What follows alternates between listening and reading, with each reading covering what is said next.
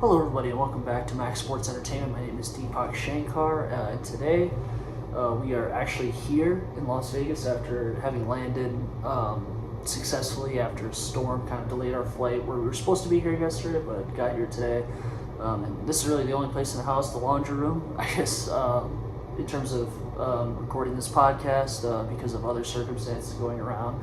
Sleeping baby, everyone else sleeping kind of early. It's been a long day for everyone, but we're back with another recap, and we got the Knicks and the Spurs game, one of the NBA Finals, and it was a really good game.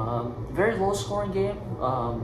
It kind of started out, it went back and forth, where the Knicks started out good in the first few minutes of the game, and then the Spurs kind of took over in the last 6 or 7 minutes of the first quarter, and then dominated the second quarter as well, but then in the third quarter the Knicks took control, and then in the fourth quarter it went back and forth. The Knicks went on a run, then the Spurs went on a run, but then the Knicks took control in the end, and Jalen Brunson once again comes through in the clutch. As the Knicks win 105-95, they win their 12th straight NBA playoff game, tied for the second longest streak in NBA playoff history in terms of consecutive wins, and so they take home court advantage. They steal one on the road.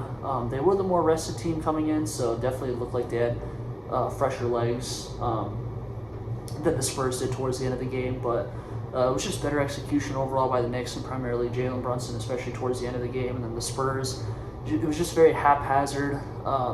Couldn't get good shots, everything, a lot of turnovers, a lot of bad forced shots. And their inexperience plus fatigue, I think, showed a little bit as to why they lost this game. Because the stats overall were really good, were very even for both teams in terms of a bunch of different categories with assists, steals, turnovers, etc. But two things that really worked in the Knicks' favor stats-wise, they had more assists and they had less turnovers than the Spurs, and they shot a little bit better from three as well. So those few things worked in their favor, and I think for the Spurs, they would definitely look back on this game, even though it's a long series, and obviously you can't totally make all sorts of proclamations after one game, saying that, the Knicks are going to win the series just because they won game one on the road, but I just think the Spurs would definitely look back on this as a missed opportunity. Obviously, having this game at home, having a 14-point lead in the third quarter, and I think especially Wemby, he would definitely say that he could have played a lot better. Was very inefficient from the field.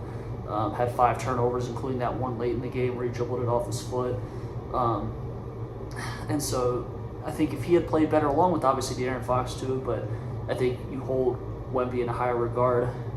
Ironically, despite De'Aaron Fox being older and being the only max player on the team, but Fox had that missed 10-footer at the end of the game that would have tied it with about a minute left, and then that came after an offensive rebound into a Brunson 3 that kind of broke the Spurs run, and then after Fox had that miss, Brunson had another made shot, which pushed the lead to, I believe, 4 or 6, and that was pretty much it for the Spurs. They didn't have any counterpunch after that. Wemby just was on the perimeter a lot this game, was really good on defense again, but just didn't have the same offensive impact in terms of getting to the rim, making his threes, was forcing a lot of things, and it just was not his day offensively. But if you're the Spurs, you look at it as a silver lining where they did lose game one of the series versus the Minnesota Timberwolves, so you're thinking maybe they can come back and kind of win this series in the same way that they won that series, but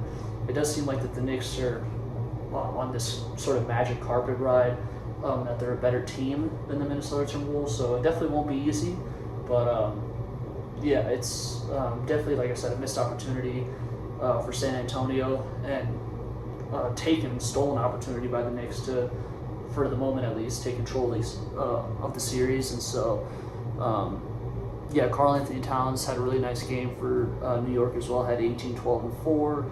OG Anunoby chipped in with 17, and Brunson, even though he was very inefficient, 30 points on 31 shots, he kept sticking with it, and he really bounced back in the second half of this game, particularly in the fourth quarter, and it just showed the type of clutch player he is once again in a playoff setting, and for the first time in his career in a final setting. And then, Landry Shamet chipped in with 13 off the bench for them. For the Spurs, it was really, Julian Champagny hit 5 threes in the first half, but couldn't do anything after that. And then Dylan Harper had 16, 8, and 1, very efficient, 6 of 10 from the field. Really provided a spark for them. A little bit in the second half, but mostly in the first quarter and early second quarter, just getting to his spots, mid-range three, getting 2 feet in the paint, etc. But Wemby, 26 points, 6 of 21 from the field, just not good enough. 12 rebounds, 2 assists, and actually had 6 turnovers. Despite the 1 steal and 3 blocks, so definitely not his best performance overall. And De'Aaron Fox, another rough game for him. He did have a great game in Game 7 against OKC, but has really struggled for the majority of these playoffs. Had 7 points, 4 rebounds, 5 assists. So, and the Spurs didn't really get any contributions from anyone else. They didn't get any contributions from anyone else off the bench, and so really the Spurs, I'm surprised they played Harrison Barnes 12 minutes. He hasn't really given them much all playoffs. They could have played Carter Bryant more. I think he should have had 12 minutes, and then Harrison Barnes should have had 4 instead of what it was in reality, which was vice versa. So some adjustments I think the Spurs could make for Game 1, and the Knicks obviously themselves could definitely say we could play a lot better, and we still won this game. So looks like it's going to be a very long series, 6 or 7 games, and so this is just the start.